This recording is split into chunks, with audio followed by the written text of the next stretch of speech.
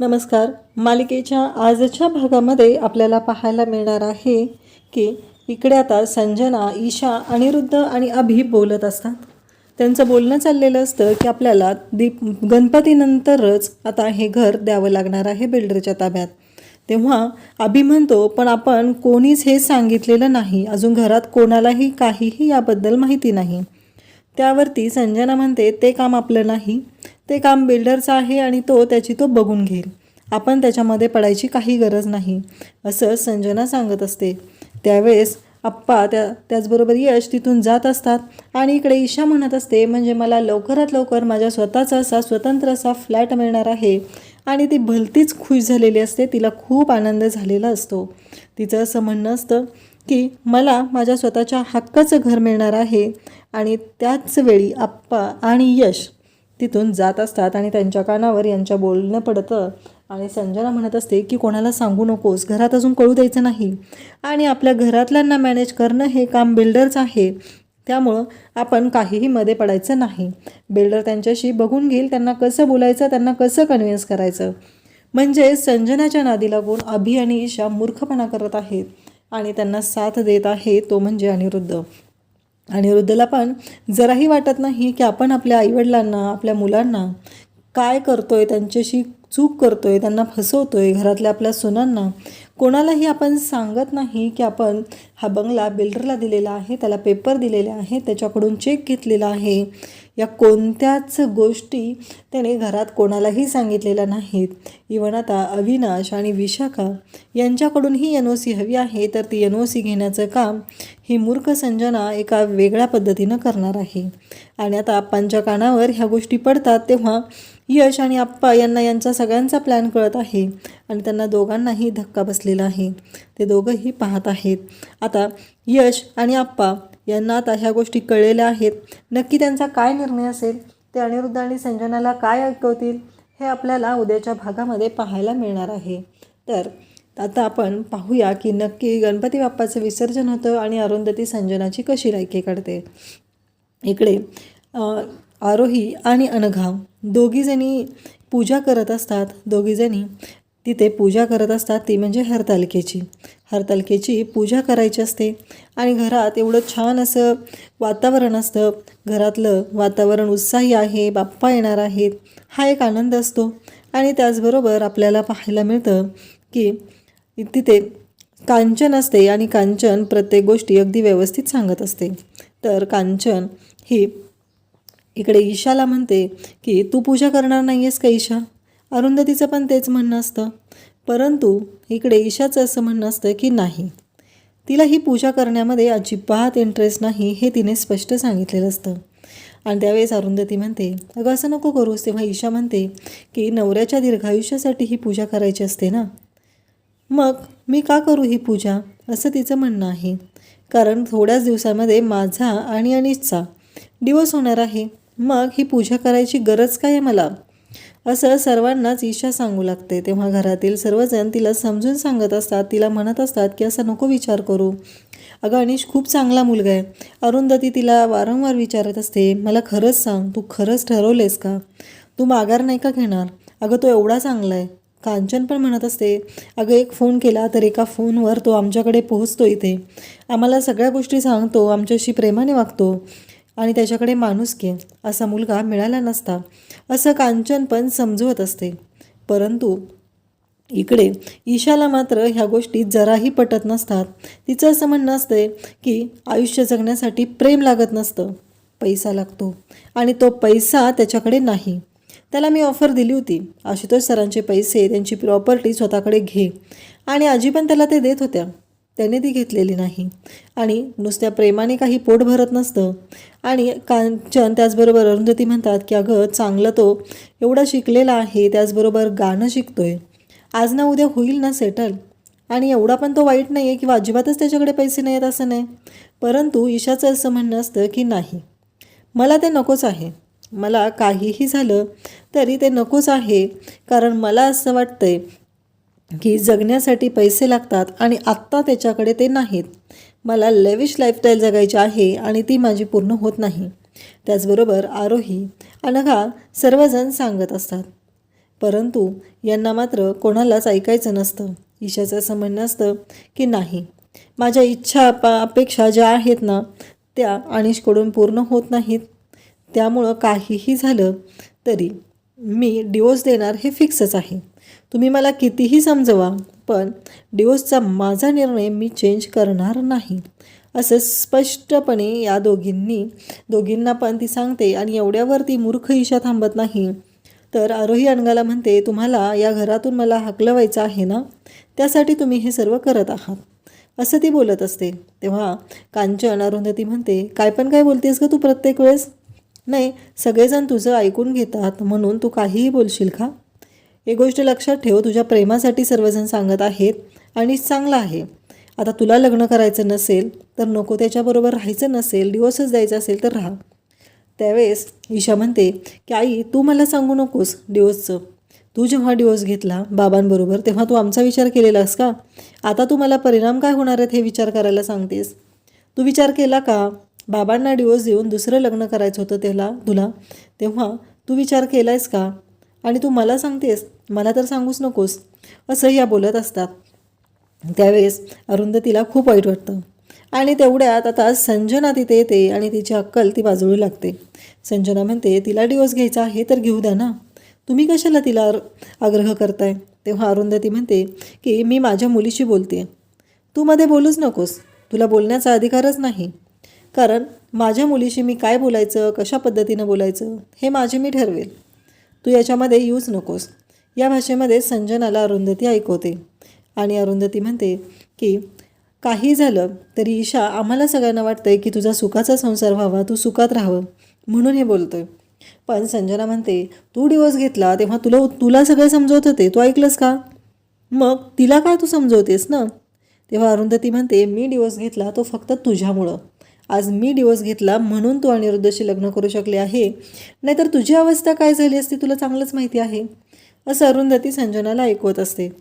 तेव्हा संजनाला राग येतो आणि संजना म्हणते की काही झालं तरी आत्ता मी अनिरुद्धची बायको आहे आणि तू विधवा आहेस. त्यावरती अरुंधती म्हणते की एक गोष्ट लक्षात ठेव, काही झालं तरी मी तेव्हा जर अनिरुद्धला डिवोर्स दिला नसता तर आज तुझी अवस्था काय झाली असती ना. या गोष्टीचा ज्या गोष्टी काय आहेत ना या जरा आठवून बघ, तू कोणत्या थराला गेली असती आणि लोकांनी तुझे काय हाल केले असते. तेव्हा संजना म्हणते, ते झालं गेलेलं आहे, आता काही झालं तरी मी अनिरुद्धची बायको आहे. आणि लगेचच तिथे असलेल्या अनघा आणि आरोहीला म्हणते, झाले का तुमचं? मला अनिरुद्धसाठी पूजा करायची आहे, उठा, असं म्हणत ती त्यांना सगळ्यांना ओरडून सांगू लागते. त्यानंतर इकडे अरुंधतीला खूप राग आलेला असतो. संजनाचं वागणं तिला पटत नसतं. संजना ही नेहमीच मूर्खासारखी वागत असते, मूर्खासारखी बोलत असते. तिला प्रत्येक वेळेस असं वाटत असतं की ती जे काही वागते ना तेच योग्य आहे आणि ती त्याच पद्धतीनं वागण्याचा प्रयत्न करत असते. तिला जरासंही भान नसतं की आपण जे काय बोलतोय, आपण जे काय करतोय याच्यामुळं काय परिणाम होणार आहेत. तर इकडे आपल्याला पाहायला मिळतं की यश आरास करत आहे, अरुंधती त्याला मदत करत आहे. आप्पा तिथे येतात आणि म्हणतात की खरंच खूप छान झालेलं आहे, अजून थोडं लायटिंग केलं की छान दिसेल. त्यावेळेस अरुंधतीला आप्पा म्हणतात, गेली 25-26 वर्ष झालं अरुंधती तू मनापासून आरास करत आहे आणि खरंच हे खूप छान वाटतं. तेव्हा अरुंधती म्हणते, अहो मी कुठं काय केलं, त्याने मला जे सांगितलं हे कापून दे ते कापून दे तेच तर काम मी केलेलं आहे, मी असं काही वेगळं काम नाही केलेलं, असं अरुंधती आप्पांना म्हणत असते. तेवढ्यात अनघा आणि आरोही तिथं आलेल्या असतात. त्या दोघीही म्हणतात की आरास खूपच छान आहे. अरुंधती म्हणते, काही काम राहिलं असेल तर सांग, उद्या धावपळ नको, उद्या आगमन आहे ना बाप्पांचं, त्यामुळे आपल्याला गोंधळ नको आहे. तेवढ्यात संजना तिथे येते आणि आरास केलेले आहे, बाकीचं साहित्य पडलेलं आहे. तिला खूप राग येतो आणि तिथल्या साहित्याला ती ठेस करते. त्यावेळेस यश म्हणतो की हे जे काय तुझं चाललेलं आहे ना ते चुकीचं चाललेलं आहे, एवढं लक्षात ठेव. काही झालं तरी ती आरास आम्ही बनवलेली आहे आणि काहीही झालं तरी आता त्याच्यामध्ये गोंधळ घालू नकोस. तेव्हा संजना म्हणते, हे घर केवढं आहे, इथलं सगळं फर्निचर जुनं झालं आहे, असं म्हणत ते आप्पांकडे पाहू लागते. आप्पांना म्हणते की काहीही झालं तरी मला माहिती आहे की हे सगळं काय झालेलं आहे आणि कोणामुळे झालेलं आहे, असं संजनाचं म्हणणं असतं. आणि आप्पांना म्हणते की हे सगळं बदलायलाच आलेलं आहे. तेव्हा आप्पा पण सावरून घेत म्हणतात की हो बरोबर आहे, फर्निचर तर जुनं झालं आहे ना, काही काळजी करू नकोस, आपण पुढच्या वर्षी घरातलं फर्निचर बदलून घेऊया. त्यावर संजना म्हणते की तुम्ही फर्निचर बदलायची गरजच नाही पुढच्या वर्षी, कारण हे घरच इथं राहणार नाही, इथली माणसं बदलणार आहेत आणि इथलं फर्निचर पण बदलणारच आहे, असं संजना मनातल्या मनात म्हणते. बिचाऱ्या आप्पांना कुठे माहिती असतं की यांनी बिल्डरला दिलेलं आहे घर, कागदपत्र दिलेले आहेत, पैसे घेतलेले आहेत, कारण हे सगळं अनिरुद्ध आणि संजनानेच केलेलं असतं. त्यामुळं आप्पांना त्याबद्दल काहीही कल्पना नसते. म्हणून तर आप्पा तिला म्हणतात की अगं सगळं तुझ्या म्हणण्याप्रमाणे करूया. मग संजनाला तरीही राग येतो, हे म्हातारं माझ्या म्हणण्याप्रमाणे करायचं का म्हणतंय, हा प्रश्न तिला पडलेला असतो. इकडे अनिरुद्ध घरी आलेला असतो, तो बिल्डर असतो, तो सोडायला आलेला असतो. अनिरुद्धला म्हणतो की हे डील आपलं फायनल आहे, हे डॉक्युमेंट्स आहेत ते तुम्ही घरी घेऊन जा आणि तुमच्या घरातून जो प्रॉब्लेम आहे तो आम्ही सॉल्व करूच, परंतु आणखी एक गोष्ट, तुम्हाला पेंटहाऊस मिळणार आहे आणि अशी जागा आम्हीही सोडणार नाही आणि असं डील तुम्हीही सोडू नका, असं तो सगळ्यांच्या तिथे अनिरुद्धला सांगत असतो. त्यावेळेस अनिरुद्ध म्हणतो हो नाही सोडणार आम्ही पण हे डील, असं म्हणत त्या बिल्डरच्या माणसाला बिल्डरलाच तिथे सांगत असतो. त्यानंतर आपल्याला पाहायला मिळतं की इकडे सगळेजण घरात असतात, सगळेजण उद्याच्या पूजेची तयारी चालू असते.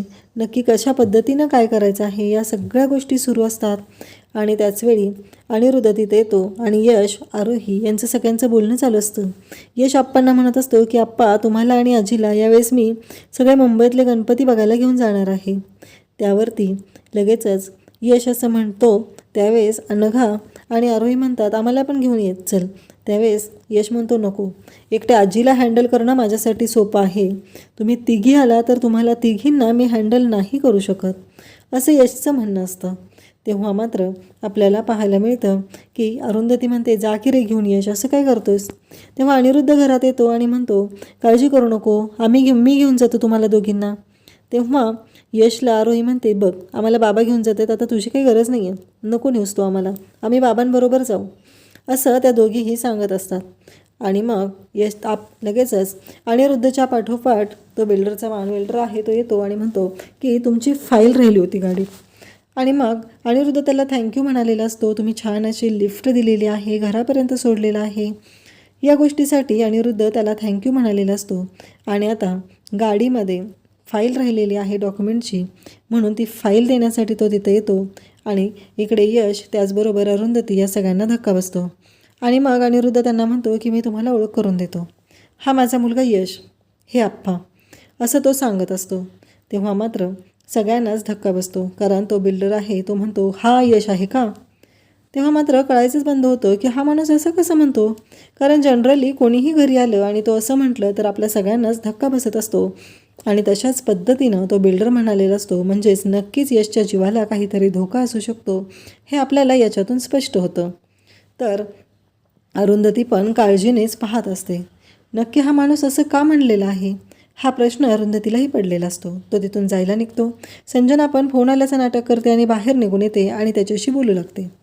तेव्हा संजना त्याला म्हणते की कसं आहे तुम्ही घरी आला, तुम्हाला चहा पाणी वगैरे काही विचारताच आलेलं नाही, पण होईल ना नक्की. तेव्हा तो सांगतो की काळजी करू नका, मला एक कळत नाही आहे, ते तुमचे आणखी एक आहेत ना अनिरुद्ध सरांचे भाऊ आणि बहीण, त्यांच्याकडून पण NOC लागेल, ती NOC तुम्ही मिळवण्याचं काम करा आणि घरातल्यांना मॅनेज करायचं काम आम्ही करतो, लवकरात लवकर हे डील होणार आहे, आम्हाला पण हे डील सोडायचं नाही हातातून.